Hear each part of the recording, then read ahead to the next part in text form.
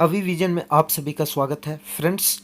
आज के इस वीडियो में हम सभी the great western political thinker John Stuart मिल के बारे में जानेंगे तथा उनके द्वारा प्रेजेंट किए गए इम्पोर्टेंट आइडियाज विचारों को समझेंगे तथा उन इम्पोर्टेंट पॉइंट्स को भी हाईलाइट किया जाएगा जो आपके नेट एग्ज़ाम के पर्सपेक्टिव से बेनिफिशियल होंगे। फ्रेंड्स, सबसे पहले आप ये जानिए कि जॉन स्टुअर्ट मिल का जो ड्यूरेशन है वो 1806 से लेकर 1873 के बीच में है। जॉन स्टुअर्ट मिल का जन्म लंदन में 20 मई 1806 ईस्वी को हुआ था। जॉन स्टुअर्ट मिल को उपयोगितावाद का अंतिम समर्थक और व्यक्तिवाद का अग्रणी समर्थक के रूप में जाना जाता है। फ्रेंड्स, इनकी कुछ रचनाएं हैं, इम्पॉर्टेंट बुक्स हैं, इम्पॉर्टेंट वर्क्स हैं जो आपके नेट एग्जाम में पूछी जाती है, तो उन्हें आप देख लें। फर्स्ट है considerations on representative government 1861। Friends, इस बुक में जॉन स्टुअर्ट मिल ने महिलाओं के प्रतिनिधित्व का जोरदार समर्थन किया है। मिल ने महिलाओं के प्रतिनिधित्व संबंधी विचार अपनी इसी पुस्तक में दिया है जिसका नाम है कंसिडरेशंस ऑन रिप्रेजेंटेटिव गवर्नमेंट, जो कि 1861 में पब्लिश होती है। सेकेंड जो उनका बुक है उसका नाम है प्रिंसिपल्स ऑफ पॉलिटिकल इकोनॉमी, जो कि 1848 में पब्लिश होती है। फ्रेंड्स, इस बुक में जॉन स्टुअर्ट मिल ने पहली बार कल्याणकारी राज्य का सैद्धांतिक प्रतिपादन किया। जॉन स्टुअर्ट मिल ने अहस्तक्षेपवादी राज्य के बजाय हस्तक्षेपवादी राज्य का समर्थन किया और मिल ने कल्याणकारी राज्य संबंधी विचार जो है वो अपनी इसी पुस्तक जिसका नाम है प्रिंसिपल्स ऑफ पॉलिटिकल इकोनॉमी, इसी पुस्तक में वो दिए हैं। फ्रेंड्स, सेबाइन का इनके बारे में विचार है कि मिल पहले ऐसे उदारवादी विचारक हैं जिन्होंने व्यक्ति एवं राज्य के मध्य समाज नामक तीसरे तत्व को खोजा। फ्रेंड्स, जॉन स्टुअर्ट मिल पर जिन विचारकों का अत्यधिक प्रभाव पड़ा उनमें से फर्स्ट है Alexis de Tocqueville. Alexis de Tocqueville की रचना democracy in America, published in 2 volumes, the first in 1835 and the second in 1840, से ये अत्यधिक प्रभावित थे। डी टॉकविले के अनुसार अमेरिका में लोकतंत्र नहीं अपितु बहुमत का निरंकुश तंत्र है। फ्रेंड्स, सेकेंड जो विचारक हैं उनका नाम है ऑगस्ट कॉम्टे। जॉन स्टुअर्ट मिल ऑगस्ट कॉम्टे के विचारों से भी अत्यधिक प्रभावित थे। ऑगस्ट कॉम्टे ने समाज के विकास के निम्नलिखित चरणों का उल्लेख किया था। फर्स्ट धार्मिक, सेकेंड तात्विक, थर्ड वैज्ञानिक या सकारात्मक। थर्ड जिनसे वो बहुत ज़्यादा प्रभावित थे उनका नाम है जॉन मिल्टन। जॉन मिल्टन का एक निबंध है Areopagitica, a speech of mister John Milton for the liberty of unlicensed printing to the parliament of England, जो कि 1644 के अंतर्गत पब्लिश हुई थी। इनकी इस रचना से जॉन स्टुअर्ट मिल इतने ज़्यादा प्रभावित होते हैं कि मिल ने इसी रचना के आधार पर यानी एरोपैजिटिका के आधार पर अपनी एक रचना पब्लिश करते हैं जिसका नाम रहता है ऑन लिबर्टी, और ये जो बुक है वो 1859 के अंतर्गत आती है। आप यहाँ ध्यान देंगे कि जॉन मिल्टन की जो ये रचना थी एरोपैजिटिका, ये जो ऐसे थी बाद में इसे बुक के रूप में भी पब्लिश किया जाता है और इसमें लिबर्टी से कंसर्न्ड बातें की जाती है। तो जॉन स्टुअर्ट मिल ने जो अपनी रचना लिखी है ऑन लिबर्टी, उसमें भी लिबर्टी पर ही फोकस किया गया है। फ्रेंड्स, आइए अब जॉन स्टुअर्ट मिल के स्वतंत्रता संबंधी विचार को समझने का प्रयास करते हैं। फ्रेंड्स, जॉन स्टुअर्ट मिल ने स्वतंत्रता संबंधी विचार अपनी रचना ऑन लिबर्टी में दी है जो कि 1859 के अंतर्गत पब्लिश होती है। मिल की स्वतंत्रता का मूलभूत आशय विचार, अभिव्यक्ति व भाषण की पूर्ण स्वतंत्रता से है। जॉन स्टुअर्ट मिल ने वाक एवं अभिव्यक्ति की निरपेक्ष स्वतंत्रता पर बल दिया, यानी कि उन्होंने freedom of thoughts and expression के एब्सोल्यूट लिबर्टी पर एम्फेसिस किया। इसका मतलब ये है फ्रेंड्स कि विचार और अभिव्यक्ति की निरपेक्ष स्वतंत्रता का मतलब यह है कि विचार और अभिव्यक्ति की स्वतंत्रता पर कोई प्रतिबंध नहीं लगाया जा सकता, किसी भी प्रकार का कोई प्रतिबंध, किसी भी प्रकार का कोई रेस्ट्रिक्शन नहीं लगाया जा सकता। और यदि कोई व्यक्ति दूसरे के विचारों से असहमत है तो उसे उस व्यक्ति के विचार के दमन का अधिकार नहीं दिया जा सकता। मिल का कहना है कि प्रत्येक प्रकार का प्रतिबंध बुरा है। Every restrictions is bad. Okay, यानी प्रत्येक प्रकार के प्रतिबंधों को वो बुरा मानते हैं। उनका मानना है कि प्रतिबंधों का अभाव ही स्वतंत्रता है। Absence of restraints is called liberty. Friends, Mill की स्वतंत्रता की संकल्पना नकारात्मक स्वतंत्रता की संकल्पना है, निगेटिव लिबर्टी का कॉन्सेप्ट है। मिल का कहना है, उनका एक फेमस स्टेटमेंट है कि व्यक्ति अपने शरीर व मन का स्वामी स्वयं है। मिल के अनुसार स्वतंत्रता का हनन सबसे अधिक राज्य या सरकार में नहीं बल्कि बहुमत समाज करता है। जॉन स्टुअर्ट मिल ने अपने निबंध ऑन लिबर्टी में लिखते हुए कहते हैं कि स्वतंत्रता प्रतिबंधों का अभाव है लेकिन विधि का अभाव नहीं। यहाँ पर आप ध्यान रखेंगे कि मिल उदारवादी है तथा संवैधानिक शासन का समर्थक भी है और उससे भी बढ़कर वे व्यक्तिवादी हैं। जॉन स्टुअर्ट मिल ने व्यक्ति को विवेकशील और तार्किक मानते हुए कहा कि व्यक्ति को विचारों की स्वतंत्रता है, अभिव्यक्ति की स्वतंत्रता है, समूह बनाने की स्वतंत्रता है तथा कार्य करने की भी स्वतंत्रता है, लेकिन इनमें से सर्वाधिक बल यानी सबसे ज़्यादा बल वह विचार एवं अभिव्यक्ति की स्वतंत्रता पर देते हैं।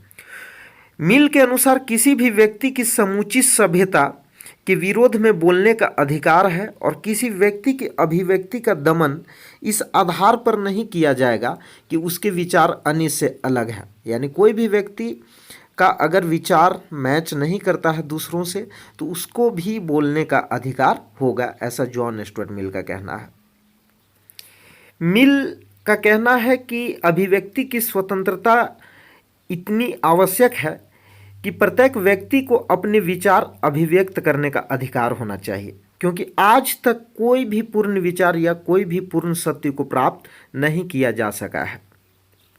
इसलिए जॉन स्टुअर्ट मिल कहते हैं कि यदि कोई व्यक्ति यह दावा करने लगे कि इसका विचार एकमात्र सत्य है, त्रुटिहीन है, निरपेक्ष है, तो यह स्वतंत्रता के लिए खतरा बन जाता है, क्योंकि विरोधी विचारों को दमित करने का प्रयास किया जाता है वहाँ पर।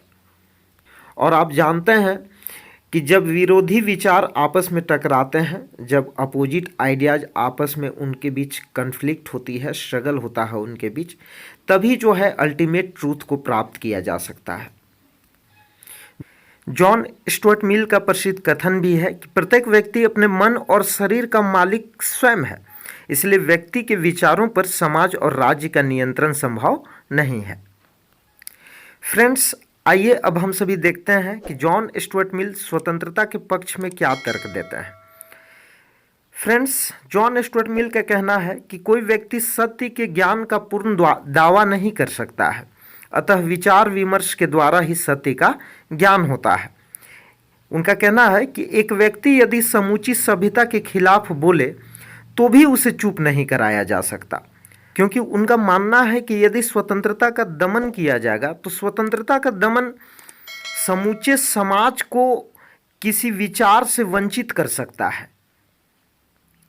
फ्रेंड्स, आइए अब देखते हैं कि जॉन स्टुअर्ट मिल का कहना है कि लिबर्टी पर कुछ रेस्ट्रिक्शंस लगाए जा सकते हैं, उसके लिए कुछ कंडीशंस हैं। तो आइए देखते हैं कि स्वतंत्रता पर प्रतिबंध की क्या शर्तें हैं उनके अकॉर्डिंग। तो फर्स्ट है, स्वतंत्रता पर प्रतिबंध लगाया जा सकता है जब आप दूसरे की समान स्वतंत्रता का हनन करें। और जॉन स्टुअर्ट मिल द्वारा प्रस्तुत किया गया यही विचार जो है वो हार्म प्रिंसिपल के नाम से जाना जाता है। आप ध्यान में रखेंगे क्योंकि ये नेट एग्जाम के दृष्टिकोण से बहुत इंपॉर्टेंट है। नेक्स्ट है, नागरिक कर्तव्य की भूमिका में होने पर प्रतिबंध लगाया जा सकता है। उदाहरण के लिए कार्य पर तैनात सिपाही। और थर्ड है, देश पर बाह्य आक्रमण के समय स्वतंत्रता को प्रतिबंधित किया जा सकता है। तो ये तीन कंडीशंस पर आपके लिबर्टी पर रेस्ट्रिक्शन इम्पोज किया जा सकता है जॉन स्टुअर्ट मिल के अकॉर्डिंग।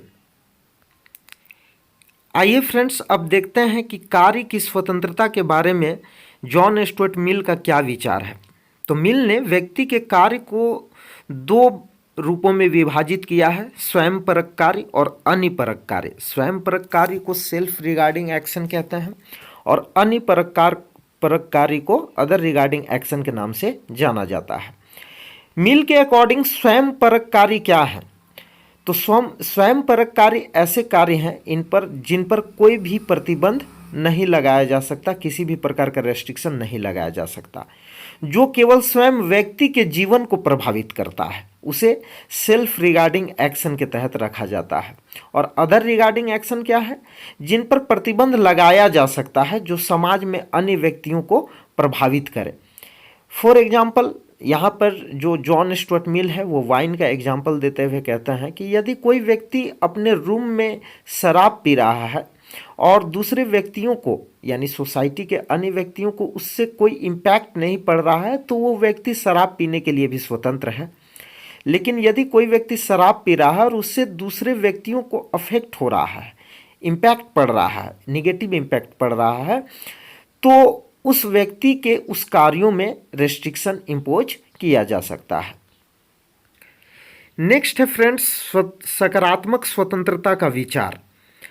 यहाँ पर जॉन स्टुअर्ट मिल के द्वारा कुछ ऐसे एग्जाम्पल दिए जाते हैं, कुछ ऐसी बात की जाती है जिससे आपको लगेगा कि जॉन स्टुअर्ट मिल निगेटिव लिबर्टी का समर्थक हैं, लेकिन वो कहीं ना कहीं पॉजिटिव लिबर्टी को भी सपोर्ट कर रहे हैं। ओके, तो आइए देखते हैं कैसे। तो जॉन स्टुअर्ट मिल के अनुसार अपनी इच्छा अनुसार कार्य करना स्वतंत्रता है, परंतु उनका कहना है कि कई बार अन्य लोग उस इच्छा को हमसे ज़्यादा जानते हैं। यहाँ पर जॉन स्टुअर्ट मिल एक पुल का उदाहरण देते हुए कहते हैं कि यदि पुल टूटा हुआ है तो अन्य व्यक्ति हमें पुल पार करने से रोक सकता है।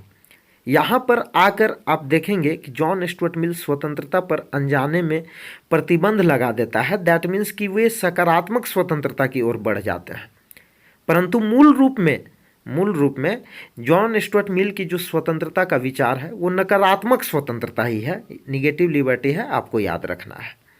आपसे यदि क्वेश्चन पूछा जाए नेट के एग्जाम में कि जो जॉन स्टुअर्ट मिल हैं वो किस लिबर्टी के सपोर्टर हैं, तो आपको करेक्ट आंसर में निगेटिव लिबर्टी को चूज करना है। आइए फ्रेंड्स, अब जॉन स्टुअर्ट मिल के द्वारा प्रस्तुत किए गए लोकतंत्र के विचार को समझने का प्रयास करते हैं। फ्रेंड्स, मिल के लोकतंत्र का विचार संसदीय या प्रतिनिधिवादी लोकतंत्र का है, यानी कि पार्लियामेंट्री फॉर्म ऑफ डेमोक्रेसी और रिप्रेजेंटेटिव डेमोक्रेसी को ये सपोर्ट करता है और इसे आजकल परिचर्चात्मक लोकतंत्र भी कहा जाता है। जॉन स्टुअर्ट मिल रूसो के प्रत्यक्ष लोकतंत्र की मान्यता का समर्थक नहीं है। उन्होंने बेंथम के एक व्यक्ति एक मत यानी 1 पर्सन 1 वोट की जो मान्यता थी उसको अस्वीकृत कर दिया, रिजेक्ट कर दिया। उन्होंने यानी जॉन स्टुअर्ट मिल ने बहुल मतदान का समर्थन किया, जिसका अभिप्राय होता है कि शिक्षित और संपत्तिशाली व्यक्तियों को एक से अधिक मत प्राप्त होंगे। उन्होंने लोकतंत्र को शिक्षा प्रणाली और जीवन शैली के रूप में चित्रित किया। इसलिए मैकफर्सन ने जॉन स्टुअर्ट मिल के लोकतंत्र को उदारवादी लोकतंत्र के विकासात्मक मॉडल में रखा है। वेपर के अनुसार जॉन स्टुअर्ट मिल ने मतदान को एक कर्तव्य कहा है। व्यक्ति को मतदान करते समय न्यायाधीश की भांति कार्य करना चाहिए। ऐसे व्यक्ति को मत देना चाहिए जो समूची सभ्यता के लिए लाभदायी हो, ऐसा कहना है जॉन स्टुअर्ट मिल का। यहाँ पर आप देखेंगे फ्रेंड्स कि वेपर ने जॉन स्टुअर्ट मिल को अनिच्छुक लोकतंत्रवादी कहा है, जिसके कारण निम्नलिखित है। उसका क्या कारण है कि वेपर ने मिल को अनिच्छुक लोकतंत्रवादी कहकर पुकारता है? तो उसके कारण ये है कि जॉन स्टुअर्ट मिल ने सभी व्यक्ति को समान मत देने का समर्थन नहीं करते, जबकि लोकतंत्र में सभी व्यक्ति को इक्वल वोट का राइट्स होता है। सेकेंड ये है कि उसने यह स्पष्ट रूप से प्रतिपादित किया कि लोकतांत्रिक शासन प्रणाली दुनिया के सभी समाजों के लिए उपयुक्त नहीं है, जबकि लोकतंत्र में ऐसा बोला जाता है कि किसी भी देश में जब डेमोक्रेसी लागू हो यानी डेमोक्रेटिक पॉलिटिकल सिस्टम हो तो वो जो है वो सबसे बेस्ट सिस्टम होता है। किसी भी शासन प्रणाली को चलाने के लिए डेमोक्रेटिक पॉलिटिकल सिस्टम जो है वो बेस्ट होता है।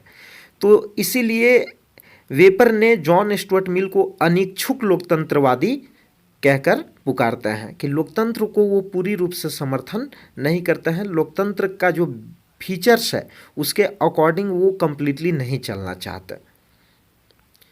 जॉन स्टुअर्ट मिल कहते हैं फ्रेंड्स कि एक लोकतांत्रिक शासन प्रणाली के लिए एक लोकतांत्रिक समाज अनिवार्य होता है, कंपलसरी होता है कि अगर एक डेमोक्रेटिक पॉलिटिकल सिस्टम आपको चलाना है तो उसके लिए एक डेमोक्रेटिक सोसाइटी की ज़रूरत पड़ेगी। फ्रेंड्स, जॉन स्टुअर्ट मिल ने एक व्यक्ति एक मत और बहुमत के शासन की संकल्पना को झूठा लोकतंत्र करार दिया है। उनके अनुसार सच्चा लोकतंत्र क्या है? तो उनके अनुसार सच्चा लोकतंत्र वही है जिस लोकतंत्र में बुद्धिमान और गुणी व्यक्तियों का सम्मान किया जाता है। इसीलिए उन्होंने लॉर्ड सभा को बनाए रखने का भी समर्थन किया। फ्रेंड्स, जॉन स्टुअर्ट मिल खुले मतदान का समर्थक थे। उन्होंने आनुपातिक प्रतिनिधित्व का समर्थन किया, प्रोपोर्शनल रिप्रेजेंटेशन का सपोर्ट किया, जिससे अल्पसंख्यकों का प्रतिनिधित्व सुनिश्चित हो सके। बहुल मतदान का समर्थन करते हुए पढ़े लिखे संपत्तिशाली व्यक्तियों को 5 मत देने का समर्थन किया। मिल ने महिलाओं के मताधिकार का सबसे बड़ा समर्थन किया। यानी मिल महिलाओं के मताधिकार का सबसे बड़ा सपोर्टर रहे हैं और महिलाओं को भी प्रतिनिधित्व के अधिकार का समर्थन किया। और उन्होंने यह विचार अपनी रचना द सब्जेक्शन ऑफ वीमेन, जो कि 1869 में पब्लिश हुई थी, उसमें दिया है। जॉन स्टुअर्ट मिल सांसदों के वेतन का समर्थक नहीं थे।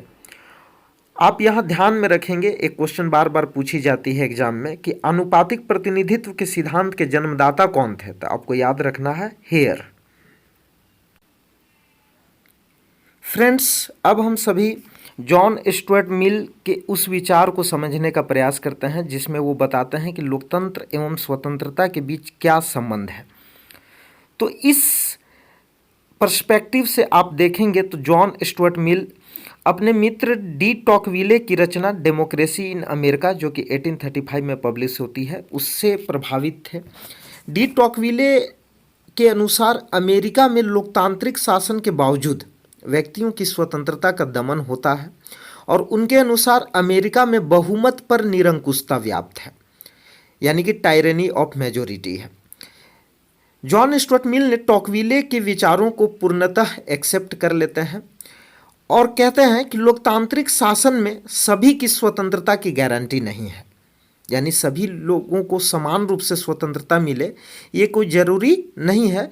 विशेष तौर पर आप देखेंगे कि लोकतांत्रिक शासन में समाज के अशिक्षित गरीब लोगों का प्रभाव भी बढ़ जाता है और वे पढ़े लिखे संपत्तिशाली व्यक्तियों की स्वतंत्रता के लिए खतरा बन जाता है। आप देखेंगे कि जो लोकतंत्र होता है उसमें व्यक्ति की योग्यता नहीं देखी जाती। जो व्यक्ति शासन करने के योग्य नहीं भी है तो उसे भी सत्ता में, उसे भी कुर्सी दे दिया जाता है लोकतंत्र में, क्योंकि लोकतंत्र जो है वो बहुमत का शासन होता है। नेक्स्ट है फ्रेंड्स मिल का उपयोगितावाद, जो कि उनका सबसे फेमस आइडिया है। आइए इसे समझने का प्रयास करते हैं। मिल को पहला व्यक्तिवादी और अंतिम उपयोगितावादी कहा जाता है। पहला व्यक्तिवादी इसलिए उन्हें कहा जाता है क्योंकि उन्होंने व्यक्ति के व्यक्तित्व के विकास का जोरदार समर्थन किया, और अंतिम उपयोगितावादी इसलिए कहा जाता है क्योंकि उन्होंने अपने विचार का आरंभ तो उपयोगितावाद के साथ किया, परंतु उन्होंने उपयोगितावाद में संशोधन कर दिया। जैसे कि प्रत्येक व्यक्ति का मूल उद्देश्य उपयोगितावाद के अकॉर्डिंग अधिकतम सुख की प्राप्ति करना होता है। व्यक्ति का वह कार्य ही सही है जिसमें ज़्यादा से ज़्यादा सुख प्राप्त हो।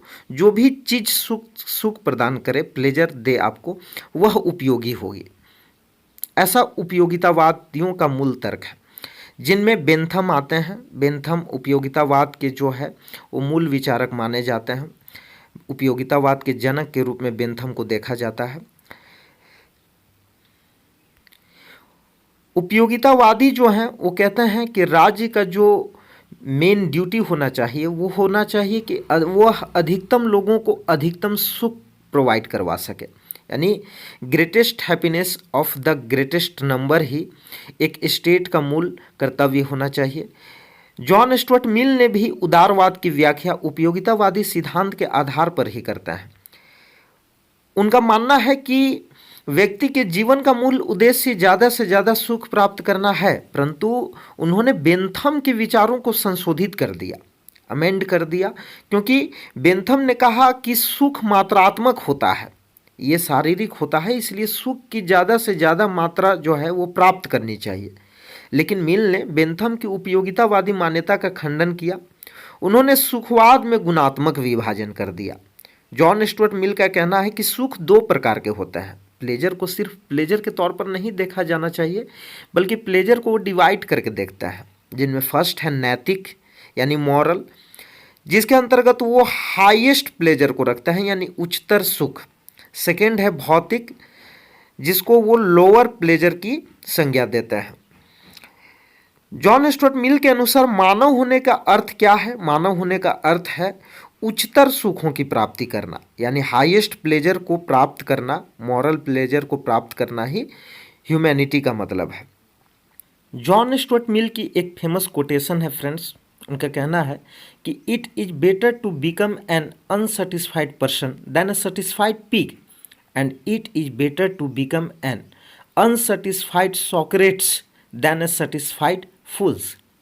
यानी एक संतुष्ट सूकर होने की अपेक्षा एक असंतुष्ट मानव होना ज़्यादा श्रेष्ठ है, और एक संतुष्ट मूर्ख होने की अपेक्षा एक असंतुष्ट सुकरात होना ज़्यादा श्रेष्ठ है। सुकरात से उनका मीनिंग था कि मूर्ख होने की अपेक्षा अगर आप मूर्ख हैं और संतुष्ट हैं, उससे बेहतर है कि आप सुकरात रहिए, यानी कि आप विद्वान रहिए, स्कॉलर रहिए, भले ही आप असंतुष्ट क्यों ना रहिए। ओके फ्रेंड्स, इसलिए जॉन स्टुअर्ट मिल ने सुख के बजाय स्वतंत्रता को साध्य माना है।